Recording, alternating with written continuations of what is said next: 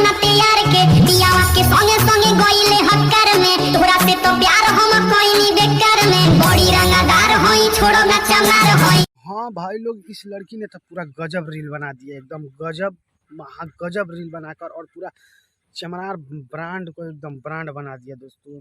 क्योंकि रील ही इतना धांसू है कि चमार ब्रांड एकदम नमवा एकदम ब्रांड हो गया है दोस्तों। चमरान जो कि अलग रंगदारी टाइप का हो गया है और सबसे अलग और सबसे हटकर रंगदारी चमार जी का, जो कि बहुत तगड़ा वाला रील है दोस्तों, बहुत तगड़ा रील है। समझ सकते हैं आप लोग, रील देखा ही कितना धमाकेदार रील है, मतलब इसका जितना बड़ाई करोगे उतना कम ही है।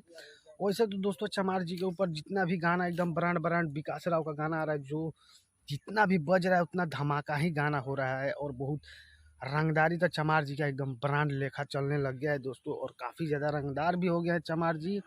रंगदार तो पहले से ही थे और भी रंगदारी एकदम दबा के हो चुका है दोस्तों। आपको मैं कह नहीं सकता और बता नहीं सकता, क्योंकि चमार जी का पावर तो पूरा एकदम पूरा यूपी बिहार में एकदम हो गया है दोस्तों। आप लोग समझ सकते, यूपी बिहार के आप पूरा इंडिया का कोना कोना में एकदम दोस्तों समझ सकते हैं।